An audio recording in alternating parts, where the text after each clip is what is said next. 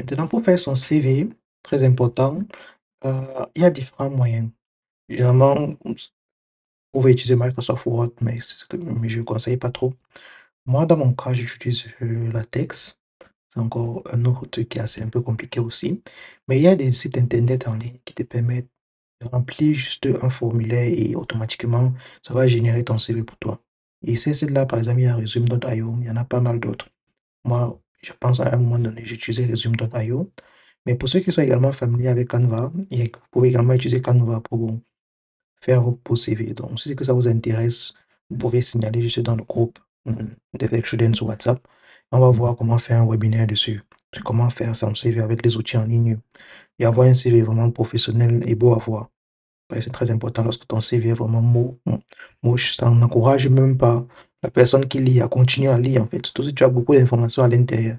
Et également, comment faire un CV sans qu'il y ait un tas d'informations, sans que ce soit touffu, que ce soit vraiment facile à lire.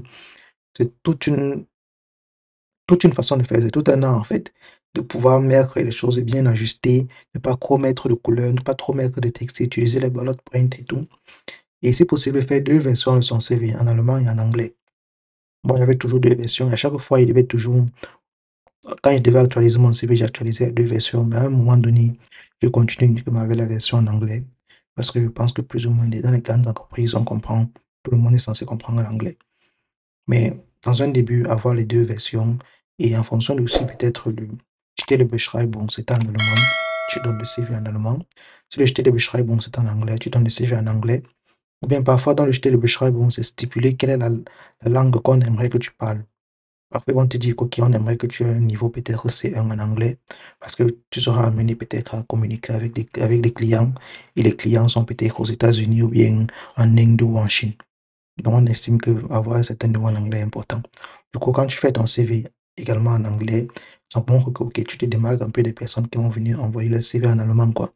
Donc, toujours bien lire le Stellenbeschreibung en fonction de ça, décider quel est le CV que tu aimerais envoyer.